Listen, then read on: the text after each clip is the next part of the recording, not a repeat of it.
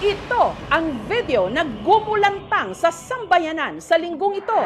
Kuha ng dalawang lalaking nag-uusap sa isang tindahan ng tsinelas at sapatos sa Lucena City, sa Quezon. Kapansin-pansin ang lalaking nakaputi na tila hindi mapakali. 2 beses naglabas-masok sa kwarto sa likod ng tindahan. Maya-maya pa, pumwesto siya sa likuran ng lalaking naka-gray na abala pa rin nag-aayos ng damit. Hanggang sa binaril niya ito sa ulo. Ang biktima bumulagta, dead on the spot.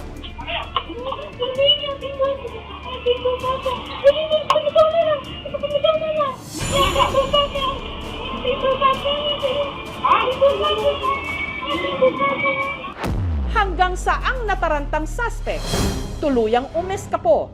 Ang mas ikinagulat pa ng publiko, ang suspect dati raw karelasyon ng biktima. Hindi siguro niya matanggap na siya ay hiniwalayan ng anak ko. Kaya siguro ginawa niyang gayon. Ang suspect si Fata o Fats, habang ang biktima si Jason o Ison. Kapag pinuntahan ang kanilang social media accounts, makikita kung gaano sila noon kasaya, sumasayaw, nagtitiktok. Paanong mula sa masasayang tagpo na uwi ang lahat sa karumal-dumal na krimen. Hindi man lang niya inisip ang kanilang pinagsamahan. Para siyang umatay ng hayop.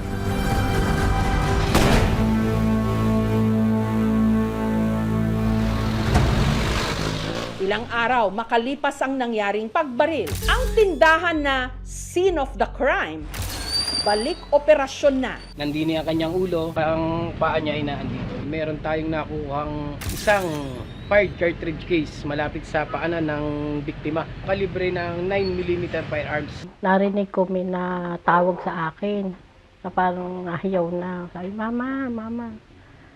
Sabi ko, bakit? Ison daw na baril. Nung makita ko nga po yung anak ko nakahandusay doon sa pinangyarihan. Halos ako'y mahimatay na nga sa kaiiyak. Dahil hindi ko akalain ng anak ko'y magkakagayon.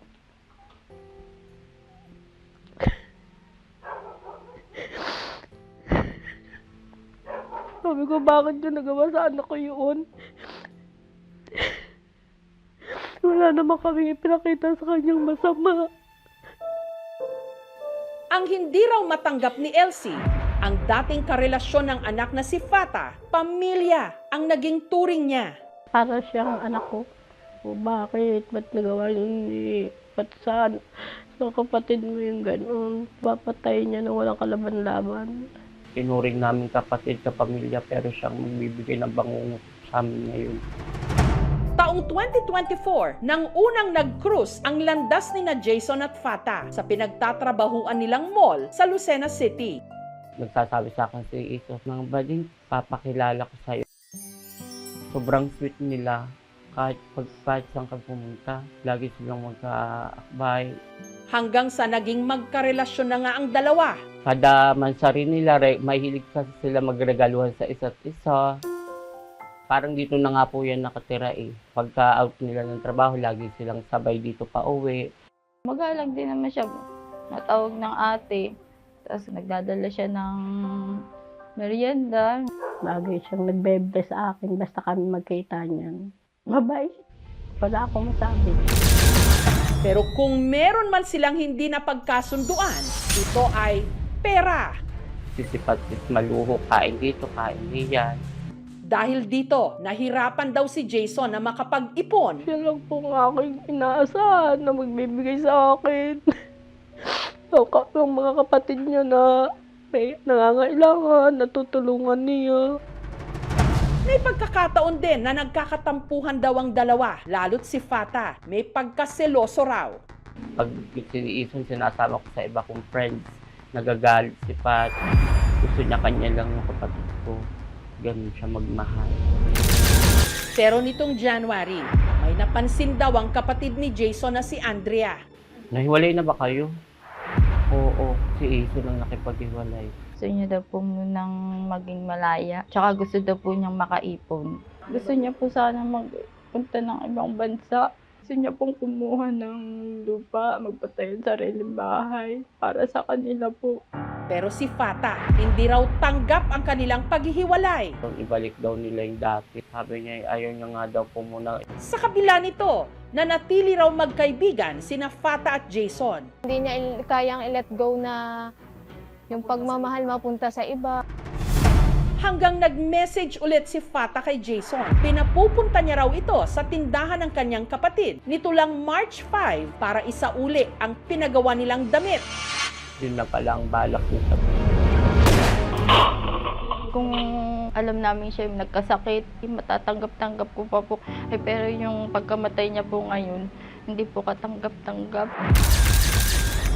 Ang tindahan na pag-alamang pagmamay-ari pala ni Lily, hindi niya tunay na pangalan. Kapatid ng suspect at ng mister ni Lily na si Kyle, hindi rin niya tunay na pangalan. Kwento ni Lily, itinago raw noon ng kanyang kapatid ang relasyon nito kay Jason. Bawal sa amin talaga na may karelasyon na magkatulad, parehas ng yun, lalaki sa lalaki. Pero ang sakit ng biglaang hiwalayan nila ni Jason, tila hindi na itago ni Fata. Sinasabi niya nawala siya daw sa sarili na wala siyang tulog, hindi siya daw mapakali. Sabi ko, ayun, magpatingin sa doktor, mag-check up para maresitahan ka ng gamot na makatulog ka ng maayos. Hanggang sa nagulantang na lang sila sa nagawang krimen ni Fata. Meron ding kumakalat online na isinend di umano ni Fata sa kanyang mga kaanak matapos ang krimen. Halos lahat ibinigay ko. Oras, pinansyal, at sinuportahan sa lahat. Sobrang nasasaktan ako kasi feeling ko ginamit lang niya ako. Hindi yun totoo. Nakagawa na siya ng kasalanan, parang nag-self-defense na siya. Pero kilala ko yung kapatid ko. Hindi siya para manggamit ng tao kasi kung may gusto siyang bagay, pinagtatrabahuhan niya. Talagang kita-kita namin na talagang mahal naman talaga niya si Patsy. Inaasikaso niya dito pagka naandin. Paano sasabihin manggagamit ang anak ko? Samantala, ang pamilya ni Fata, tiga Buldon sa Maguindanao del Norte, pinuntahan ng aming team ang itinurong bahay ng kanyang pamilya. Pero sarado ito at walang tao. Ang sabi ng mga kapitbahay, wala daw sila dyan. Wala pa namang nakapag-report sa amin, ma'am, na umuwi dito yung nasabing suspect. Hindi kami kasabot sa ginawa ng kapatid namin. Kung saan minaiwan itong problema na to, hindi talaga kami makatulog ng maayos. Lalo na yung asawa ko kasi talagang na-trauma na yun. Hindi rin daw kasabwat ang kanyang mister kahit pakita sa CCTV.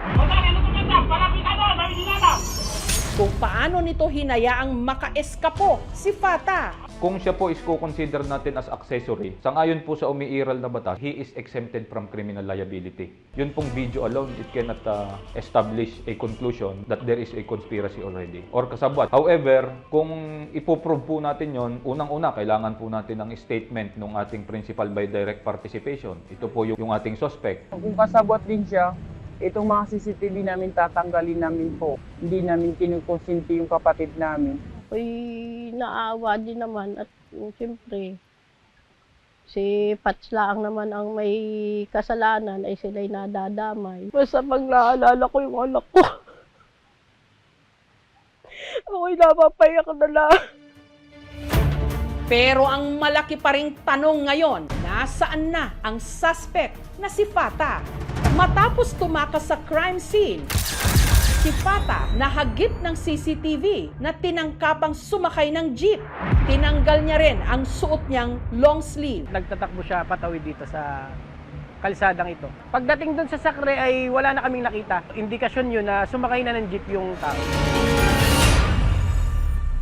Nagtatago po talaga. Nakipag-ugnayan po kami para at least magkaroon po ng alarm that this person is involved in a shooting incident. In case itong tao po na ito ay mag-attempt na sumakay po ng airplane or ng barko para po agad naming marespondihan.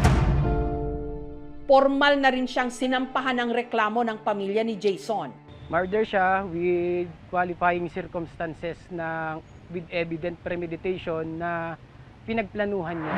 At meron ding qualifying circumstances pa ng treachery na hindi niya binigyan ng laban o dumepensa itong biktima at binaril niya ito ay sa likod. Reclusion perpetua ang kaparusahan sa kasong murder po. 20 years to 40 years, wala pong piyansa. Inaalam na rin ng pulis kung paano at saan siya nakakuha ng armas. Si suspect ay walang registered firearms ng ating kinumpirma sa RCSU.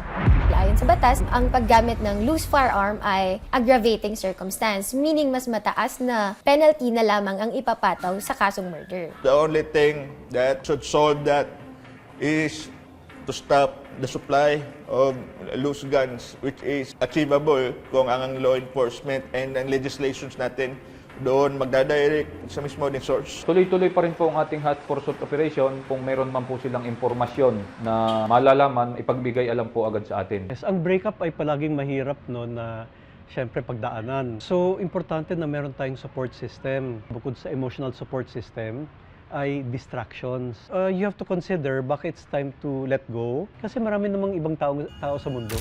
Nananatiling at large si Pata, habang si Jason inilibing na.